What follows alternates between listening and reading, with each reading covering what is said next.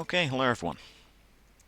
And welcome back to War Thunder. And what I was going to do was just talk about World War One because there's been the new Battlefield One trailer, which I'm sure everyone has seen. Um, what I'm just doing here is just checking to make sure that all the skins still work on these aircraft. So just making sure that and. Is that right? Good. So, yes, we're just going to play some battles in these World War One biplanes and just talk about World War One. Really, so everyone has seen the Battlefield One trailer, yes? Yeah, I have seen it. It is rather interesting. Well, it seems like an interesting concept. The idea of having an actual World War One. Yeah, first-person shooter with. I'm guessing you're going to be able to control the vehicles and etc. But the concepts does seem interesting. However, the idea of how they're going to implement vehicles, because well, Battlefield never really had any slow vehicles really, and World War One tanks were not the best at moving. They were rather slow. So, um, yeah, how's they going to implement vehicles is going to be interesting. I mean, unless they have very small maps, which wouldn't make any sense really, then yeah, it's going to be difficult implementing tanks because tanks only traveled at 4 miles or kilometers per hour. So really, the tanks will be an interesting concept. Obviously, you'll have cavalry. Then you'll also have field guns and artillery. Then you'll also have the biplanes and other various things like that. But yeah, the tanks are my only problem with it. It certainly looks like a good concept, but yeah, just the tanks have me a little bit worried. But other than that, yeah, it seems like an interesting trailer. Yeah. So I was just thinking. Well, obviously, you know why they're doing um,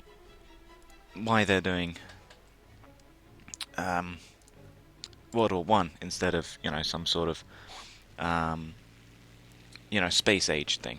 Well, there has been a lot of space age things about here. The Call of Duty are getting further and further into their advanced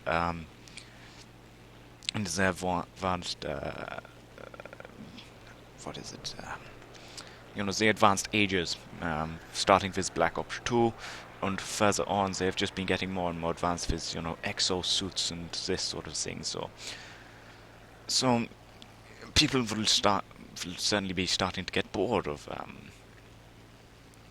these space age game titles. They want to see how the world wars stand up to the test of modern technology, because obviously the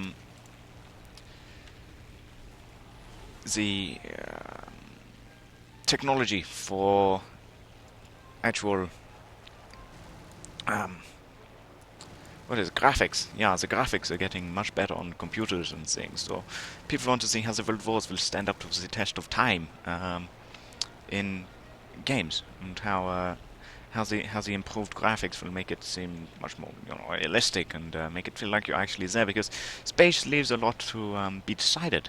Because obviously no one has really been to space. We don't have laser guns or anything. So the test of time doesn't particularly work well with space games and things. So World Wars definitely do seem like a way forward, but so people are obviously very interested in seeing this World War One title, because not only that, there are lots of space age things, but there are also not a lot of World War One things. I mean, the only first-person shooters that is set in World War One that I can think of is Verdun on Steam, and well, it certainly looks interesting, but it's more sort of a sort of hardcore game mode, but with arcade game mechanics. So you do have crosshairs and things. So yeah, World War One would certainly be interesting. Yeah, well, space, like you said, does leave a lot to be desired. We have no idea what's going to happen. Wars may be made useless by people because robotics are certainly getting better. So who knows? Maybe humans won't actually be fighting. So you never know. Um, it's all up to speculation. But yeah, World War One certainly does. And I did World War One history, so history GCSE origins of World War One, which I can't really remember, but I know that one part of it for the lead up for it was the Kaiser. Yeah, Kaiser Wilhelm II wanted to build a German empire because, of course, Britain had their own empire.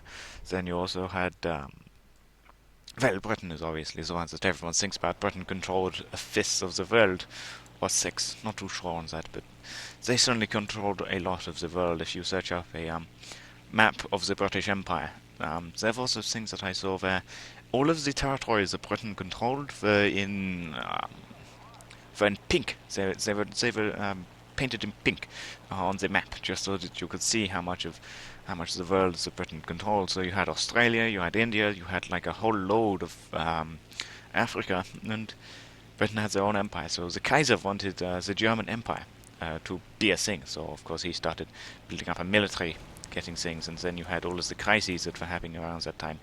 Um, so he wanted to capitalize on it. So he wanted to get his own empire. And of course the French also had their own little empire, and so the Kaiser was just feeling rather left out. So he he was sort of like a class clown almost.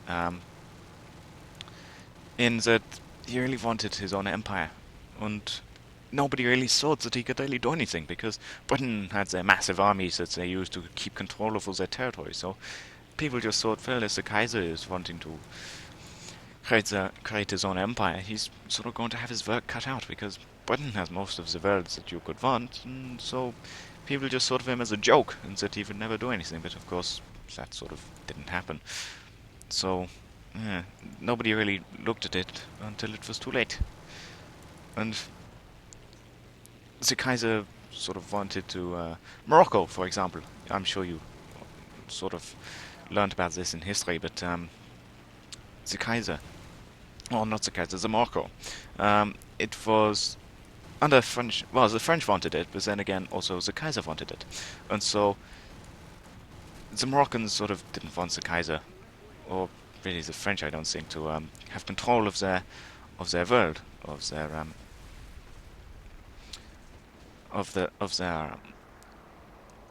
their country. So of course the Kaiser wanted to get onto the good side of the Moroccans. So he went into Morocco with riding on a white horse, um, with a marching band behind him, and they were playing all of the typical marching music, and they were just marching through the city, playing all of this music, and the French sort of didn't want that, so there was the things that happened, and then eventually the French got Morocco, which the Kaiser was not happy about. But then again, you also had the second Moroccan crisis at some point after that, um,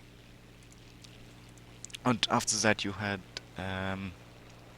Well, I can't quite remember the details either, but the Moroccan crisis was, well, crises were the times that the Kaiser struck, almost, to gain his territories, but they sort of didn't work out for him. Then you also had, well, Britain wasn't really doing anything, was it? It was sort of in a particular little state.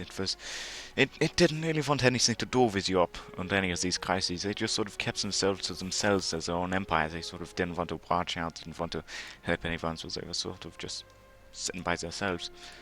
Yeah, Britain was in a state of splendid isolation, I remember, where they sort of didn't want to get involved with anything in Europe, and they they were just keeping themselves to themselves. They weren't doing anything. They were just by themselves. Didn't really trade with anyone because they had their own empire, so they didn't need to trade with anyone, and they just sort of were, yeah, just in a state of isolation from the rest of the world. Nobody really did anything with Britain. Britain kept out of everything. It was like a spectator.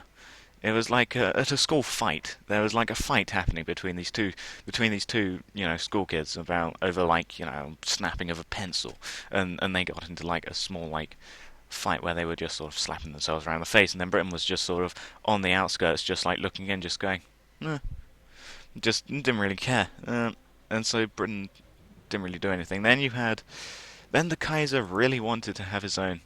Um, the Kaiser really wanted his own naval forces, and so he started building up um, a naval fleet. And of course, Britain saw this. Britain had, I think, at that point, Britain had biggest the biggest navy in the world. If you added up the two next biggest navies and add them together, they still wouldn't total the amount of navy power that Britain had. And so, of course, the Kaiser suddenly building his own fleet. Britain sort of didn't like this because Britain rules the waves. That is part of the, in Britannia rules the waves. That's part of the anthem or something. And so of course Britain didn't like this. So then you had the naval race, where the Kaiser was building up this fleet that could rival one of Britain's naval bases in the Mediterranean or something. And so of course Britain started building their own warships, started building all of their... Oh dear, that's my wing. So yeah, Britain started building up some more dreadnoughts, some more battleships, more destroyers, more everything, and so this naval race happened. And it was pretty close. I think Britain built like 16 or something ships in total, leading up to the beginning of World War One, and then the Kaiser built like 10 or something. I'm not too sure, but yeah, the Kaiser had his own little small fleet, but Britain sort of didn't really care much. They just don't want their naval base to be overthrown by this sudden German fleet, and so yeah, that happened. Then the Kaiser was building up his army, and Britain sort of relied on their navy more than anything at that point, and so they didn't really have that much of an army. And the Kaiser started building up his own army, obviously gearing up for war, taking territories, getting his empire. And Britain thought, hold on, if they launch an attack on any of our own, colonies, on any of our own empire countries, we're not really going to be able to do anything other than bombard them from the sea. So now an arms race is happening because Britain needs an army to defend the shores, because ships are only useful, to a certain point. As soon as an army gets onto land, ships are going to be pretty useless and worthless. So Britain needed an army, but of course at that point Britain didn't have an army, and so Britain had to start building up their army. And so the arms race began, building up weapons, a ground force to defend territories, to fight a war, so to speak. So that then happened. Then there was some other crises in between that. The Suez Crisis, actually, I remember.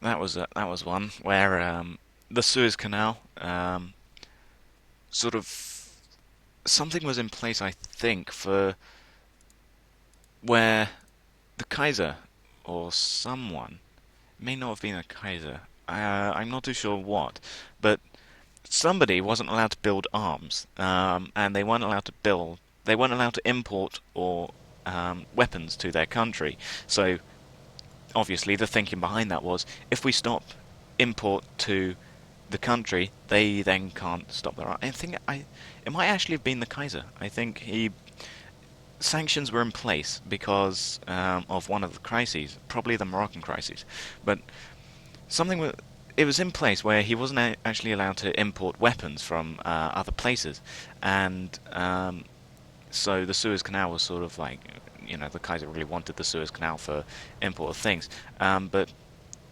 sanctions were in place where he couldn't import arms. But yet France was importing like coal, or perhaps oil and something else, oil and steel, and then Britain was importing coal to the Kaiser. Because Britain wasn't actually part of any of these crises, so of course Britain didn't have to worry about who he traded with. So Britain was just trading with the Kaiser this coal, and France was importing steel and oil to the Kaiser. So Germany wasn't allowed to import arms, but yet they had all of these facilities being imported that they could just make their own. So the whole sanctions thing was just deemed pretty useless, and the Suez Canal was sort of a big part of this because I think it was like trying to be blocked off or something. There was something where people couldn't really trade through it because there was some sort of like naval blockade or something on it, and that was a thing. Then, of course, you had the whole kickoff part of why the war actually happened because people didn't really want a war. The Kaiser didn't really want a war either. He just wanted his own little empire because, it's sort of like the whole everyone else has one, why can't I have one? And so he thought, well, I don't have to not have one. I can easily make my own. So there he is building his own empire. And I'm sure you know of why the war started, don't you? Yeah, yeah. There was Sarajevo in Bosnia. No, no, not Bosnia, was it? Because it was Serbia, yeah. The Prince of Bosnia, who was next to take the heir to the throne, was visiting Sarajevo in Bosnia. Not Bosnia. I keep on mixing this up. Not in Bosnia. It is in. I've forgotten the name of it now. I literally just said it. Um, I keep on wanting to say Switzerland, but it's not Switzerland. It is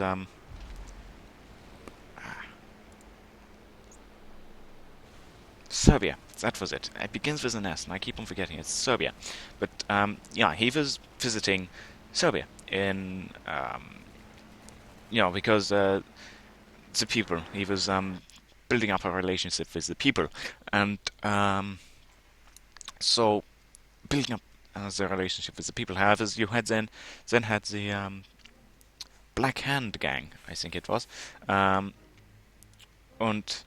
they wanted to assassinate this prince because obviously the relationships between these two countries were not the best at that point. So they wanted to assassinate the prince because they're not friends. So they have this gang of 7 people who were all going to be placed along the route that the prince was going to take through Serbia. Um, and also in Bosnia, one man. There's one man who was basically a warmonger. He had tried to declare war 27 times. He had kept on saying we need to declare war on, more than likely Serbia. So for 27 times he had tried for war, and so of course the prince was visiting Serbia, and these 7 members were trying to assassinate him, and they had all been given cyanide to take after they had assassinated this prince, so that nobody could take them alive, so they could not question them, find out who it was that was leading the Black Hand gang, etc., etc. And so 6 out of the 7 members tried and failed to assassinate the prince. One time possibly the 6th man had thrown a bomb into the prince's car.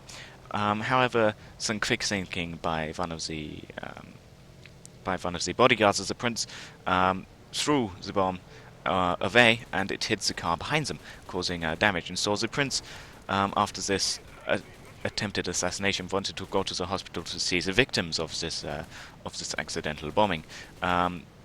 To show that he's not a bad guy. However, his driver took the wrong turn, and he took him to the 7th member of the gang, who had actually gone for a sandwich. He had gone to purchase a sandwich, and he noticed that the prince's car was driving, and he deftly went to the prince and shot both him and his wife in the chest, killing both of them. And every member of this group attempted to take the cyanide. However, the cyanide was a dud. All it did was give them very bad stomachache. It didn't actually kill them because it was very, very old cyanide, so it had lost its killing potential. It was able to hurt them, but it wasn't actually able to kill them. So they were all variously, taken and put in prison, or they eventually died at some point. But however, because of this, Because of this assassination, the man in Bosnia eventually got his 38th time to declare war to be a success, and he managed to get his wish of getting war on the 28th time. However, it wasn't just a war between Bosnia and Serbia, which is what it would have been, and it would have been declared, and it would have been finished very over and done with very quickly. But now the problem of alliances come into play because Bosnia was in an alliance with Germany, and Germany was in the Triple Alliance with Germany, Austria-Hungary, and Italy. And so Germany helps out their allies Bosnia, um, because Bosnia attacks Serbia. And because Germany is declaring war, they are part of the Triple Alliance, so of course their alliance gets into play with Italy and Italy and Austria-Hungary. So of course they all start attacking people. Germany, not wishing to leave their flank open, attack France. And France is part of the Triple Entente, and the Triple Entente is basically the counter to the Triple Alliance. It is conformed of France, Britain, and Russia. Um, and so of course, France has been attacked. Therefore, Britain now is forced to get involved with the relationship with Europe. So, of course, Britain now comes into the side of France, and Russia starts attacking Germany from the east. So Germany is now fighting this war on two fronts, and now it is more of a world war because Germany attacks France, France attacks Germany, therefore getting Britain and Russia into play. And of course, Italy is now involved in the war along with Austria-Hungary. So Austria-Hungary is now attacking Russia and France, and Italy is now attacking France as well. So France has now become just this big war zone. It is no longer really a country, it's just a massive battle zone. So now the war has commenced. 1914, the World War has started and it will last for 4 years. Originally, people didn't actually think that the war would last very long. They thought it would be over by Christmas. Yeah, it would be over by Christmas, 1918, not 1914. So, yeah. Um, and so, however, the alliance thing is more than just companies just saying, yeah, do you want to be friends? Oh, yeah, sure, we will become friends. Um, France and Britain were in an alliance because, well, they had originally been fighting, but now they were allies, and so they were in this alliance. And then Russia also was part of the alliance because even though they weren't really friends, they just, I can't remember why, but they were part of the Triple Alliance. And Germany noticed that these three countries were on their border, and they had basically surrounded the fatherland with countries. And so Germany thought, hang on, are they trying to declare war on me? Because they've just come here and they have surrounded me in this alliance. If I go into any one of their borders, they will all attack me. So, of course, Germany didn't like this, and Germany and Austria-Hungary were both friends. And so they obviously allianced up, and then Italy also joined the Triple Alliance. So you had these two alliances sort of jostling next to each other, not really friends, but sort of keeping an eye on each other. And so the only problem with alliance is that it's basically like a biker gang, almost. You harm one biker in the gang, the entire gang comes for you. And so, of course, Serbia assassinating the Bosnian prince meant that Germany got involved. So Germany had to put in their plan to attack France, which meant going through neutral Belgium, which the British didn't like, and the British had sworn to protect Belgium. So, of course, the British have now come into play on the Belgium side, and of course, Germany finally manages to get their way through the Belgian armed forces to attack France. They've now attacked France, so France is now angry. So, of course, Britain is now fighting for not only Belgium, but also for France. And so, because of this, they are now having to force to retaliate against Germany. And of course, Germany is now getting attacked, which meant that their alliance comes into play. So, of course, Italy, and also the Turkish. The Turkish were part of Gallipoli, weren't they? Which was a terrible conflict that sort of didn't really work at all for Britain. But that is later on. So, yeah, the whole alliance thing is really very confusing. But all of these factors combine to make to make this war happen. And also, just as a side note, I'm sure you remember this, but the man who had declared war 27 times. When this prince got assassinated, Serbia was very apologetic. They promised to do anything, they just do not attack them. And so this man was very sneaky. He really wanted the war, and so he came up with the 10 points that Serbia had to, which Serbia had to follow in order to not have this war happen. And they agreed to all of them except for the sixth point, because the sixth point meant that during the trial of the final assassination, I can't remember who he was. Um, uh, he was, I can't remember. I think he begins with an S. I think his name begins with an S. I can't quite remember. But the sixth point was that was that Hungarian.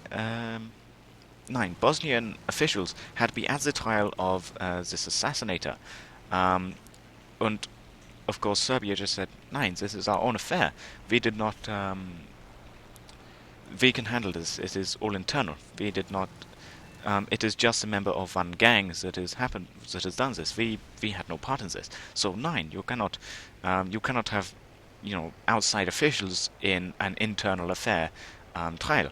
And so, of course, in order to avoid the war, they had to agree to all 10 points. They didn't agree to this point. And of course, this man in the